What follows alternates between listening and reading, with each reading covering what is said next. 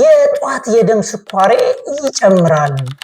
ነገር ግን አጠቃላይ የሶስት ወር የስኳር ክምችቴ ሲታይ ደግሞ ኖርማል ነው የሚሉ አሉ።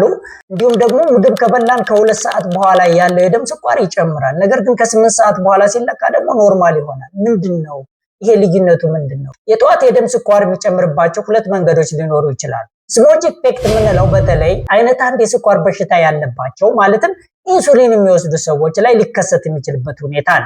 በተለይ አይነት 2 የስኳር ህመም ያለባቸው ሰዎች ላይ ዳውን ፊኖሚን የምንለው ነው በብዛት የደም ስኳር ከፍ እንዲል የሚያደርገው የጧቱ ማለት ነው።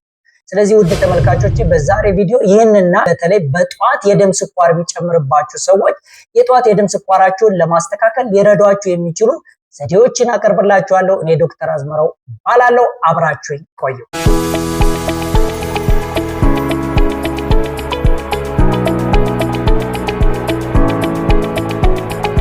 በመጀመሪያ ደረጃ እንግዲህ ውድ ተመልካቾቼ ለምንድነው የጧት የደም ስኳር የሚጨምረው ሚለውን እንነጋገራለን። የጧት የደም ስኳር የሚጨምርባቸው 2 መንገዶች ሊኖሩ ይችላሉ። አንደኛው ዳውን ፊኖሚን የምንለው ነው። ሁለተኛው ስሞጅ ኢፌክት የምንለው ነው። ስሞጅ ኢፌክት የምንለው በተለይ አይነት 1 የስኳር በሽታ ያለባቸው ማለትም ኢንሱሊን የሚወስዱ ሰዎች ላይ ሊከሰት የሚችልበት ሁኔታ አለ። ይህ ማለት ምንድነው? ማታ በወሰዳችሁት ኢንሱሊን ወይ በተወሰደው መድኃኒት ምክንያት ሌሊት ላይ የደም ስኳር በከፍተኛ ደረጃ ዝቅ ይላል። ከ80 በታች ወደ በተለይ 9 ሰዓት 10 ሰዓት ላይ በከፍተኛ ደረጃ የደም ስኳር ከ80 በታች የሚወርድ ከሆነ እሱን ለማስተካከል ሰውነታችን የሚለቃቸው እንደ ኮርቲዞል፣ አድሬናሊን፣ ግሮዝ ሆርሞን የሚባሉ እንዲሁም ከጉበት የሚለቀቀው የስኳር መጠን ይህን ዝቅ ያለ የደም ስኳር መጠን ከፍ ለማድረግ በጧት የሚጨምርበት ሁኔታ ሊኖር ይችላል። ይሄ ስሞጅ ኢፌክት ይባላል። በተለይ አይነት 1 የስኳር በሽታና ኢንሱሊን የሚወስዱት ላይ ነው ማለት ነው። ከዚህ ውጭ ግን ያሉት በተለይ አይነት 2 የስኳር ህመም ያለባቸው ሰዎች ላይ ዳውን ፊኖሚን የምንለው ነው በብዛት የደም ስኳር ከፍ እንዲል የሚያደርገው የጧቱ ማለት ነው። ይህ ምንድነው? አንደኛ ማታ በተመገባችሁት ምግብ ምክንያት ሊሆን ይችላል። እንግዲህ ማታ ምግብ ከተመገባችሁ በኋላ ማታ የተመገባችሁት ምግብ መጠን ሌሊቱን እየቀነሰ ሄድና በተለይ 10 ሰዓት 11 ሰዓት ጀምሮ ደግሞ ከጉበት የሚለቀቀው የስኳር መጠን ጉበት ራሱ የሚለቀው እንግዲህ አለ በግሉኮኒዮጀነሲስ በምንለው ሂደት ማለት ነው። ይሄ እንግዲህ ምን ማለት ነው? የሚታወቀው የደም ስኳር በጉበቱ ላይ ይከማቻል። ግሉካጎን በምንለው ሆርሞን ምክንያት ጉበት ላይ ተወሰነ ይከማቻል ማለት ነው። ይሄ ከተከማቸ በኋላ ይሄ ስኳር በጧት ሌሊት ላይ በተለይ ከ10 ሰዓት በኋላ ከጉበት ወደ ደም ስኳር ይገባል።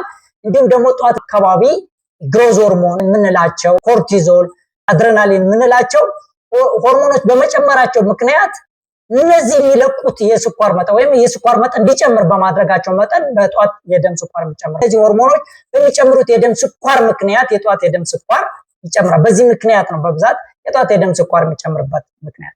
በመቀጠል እንግዲህ ይሄ የጧት የደም ስኳርን ለማስተካከል ግን ማድረግ ያለባችሁ ስትራቴጂዎች ምንድናቸው እንመለከታለን።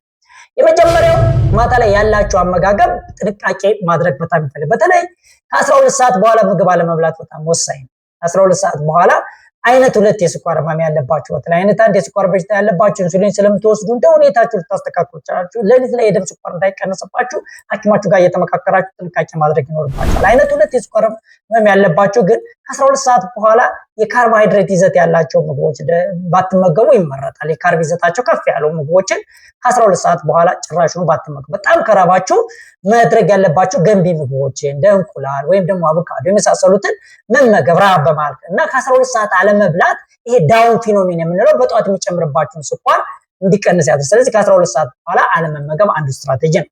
ሁለተኛው ከተመገባችሁ በኋላ እንቅስቃሴ ማለት ከ10 እስከ 20 ደቂቃ ድረስ እንቅስቃሴ ብታደርጉ በተለይ ማታ ከበላችሁ በኋላ ሌሊቱ ሙሉ ጨምሮ የሚያድረውን ስኳር መጠናችሁን ይቀንስላችኋል። ስለዚህ በጧት የደም ስኳራችሁ ከፍ እንዳይል ያደርጋል።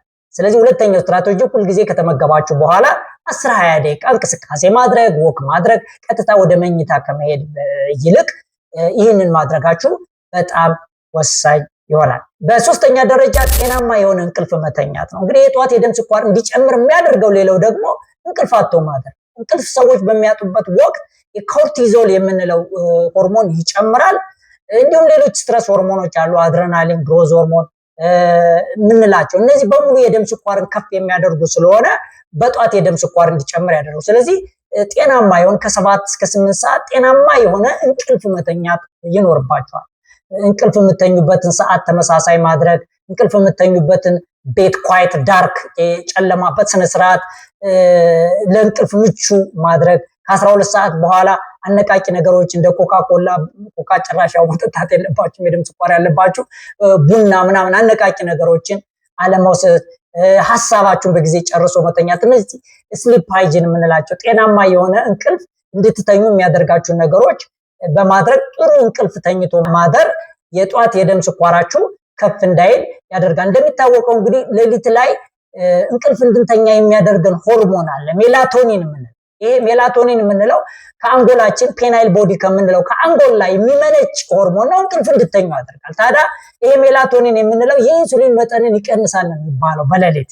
ስለዚህ የደም ስኳራችሁ ሌሊት ከፍ የሚልበት አጋጣሚ አለ። ሌላው እንቅስቃሴ ስለማታደርጉ ሌሊት ተኝታችሁ ስለሆነ የምታድሩት የደም ስኳራችሁ ከፍ የሚልበት ሁኔታ ይኖራል።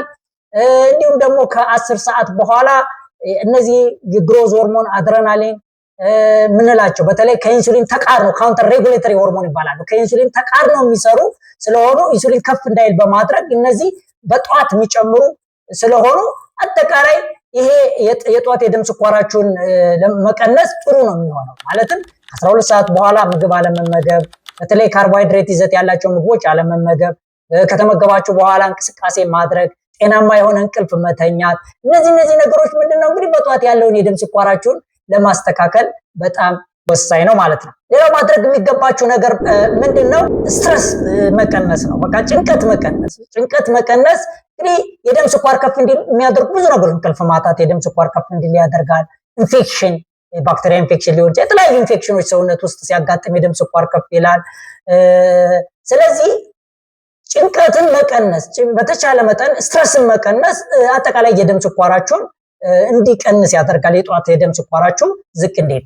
በመጨረሻ ደግሞ ቁርስ የምትበሉትን ቁርስ ላይ በጣም ጥንቃቄ ማድረግ በጣም ጠቃሚ ነው። የምትመገቡት ቁርስ አብዛኛውን ጊዜ እንግዲህ ቅልቅል ቢሆን ጥሩ። ካርቦሃይድሬት ላይ ኮምፕሌክስ የሚባሉ ካርቦሃይድሬቶችን መጠቀም ማለት ምን ማለት ነው? ለምሳሌ እንደ ፓስታ እንደ መኮረኒ ነጭ ዳቦ ከፍተኛ ደረጃ የደም ስኳር ከፍ እንዲል ያደርጋሉ አይደለም?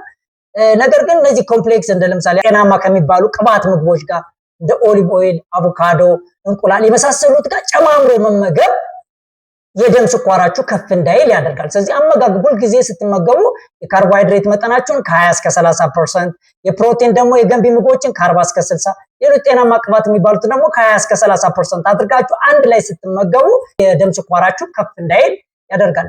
በስተመጨረሻና የመጨረሻው ስትራቴጂያችሁን ሁልጊዜ አመጋገብ ኦርደራችሁን ማስተካከል የጧት የደም ስኳራችሁን ሁሉ የቀን የደም ስኳራችሁን ከፍ እንዳይል ያደርግላችኋል። መጀመሪያ ገንቢ የሆኑ ምግቦችን አትክልት ምግቦችን መመገብ፣ የካርቦሃይድሬት ምግቦችን ሁልጊዜ መጨረሻ ላይ መመገብ። ስለዚህ በመጀመሪያ ደረጃ መመገብ ያለባችሁ የካርቦሃይድሬት ምግቦችን መጀመሪያ የገንቢ የአትክልትና እንዲሁም ጤናማ ቅባት ምግቦች መመገቡና መጨረሻ የካርቦሃይድሬት ምግቦችን መመገብ። እንዲሁም በምትመገቧቸው ምግቦች ላይ አፕል ሳይደርና ሎሚ የመሳሰሉትን መጨመር የደም ስኳራችሁ ከፍ እንዳይል ያደርጋል። እነዚህ ሁሉ ስትራቴጂዎች ከተጠቀማችሁ ወደ ተመልካቾቼ የጧት የደም ስኳራችሁን ከፍ እንዳይል ያደርጋል። እንዲሁም አጠቃላይ የቀን የደም ስኳራችሁ እንዲስተካከል ያደርጋል። በተለይ በዚህ አይነት ሁለት የስኳር ህመም ያለባችሁ ይህንን የአመጋገብ የአኗኗር ስታይል ብትከተሉ በጣም መልካም ነው። አይሆፕ የሚጠቅም መረጃ እንዳገኛችሁ እረዳለሁ። ይህ ቪዲዮ ይጠቅማል ካላችሁ ላይክ አድርጉት። እንዲሁም ደግሞ ለሰዎች የሚረዳ ነው ብላችሁ ካሰባችሁ ሼር አድርጉት። በቀጣይ በሌላ ቪዲዮ እስክንገናኝ ድረስ ሰላምና ጤና ከእናንተ ጋር ይሁን።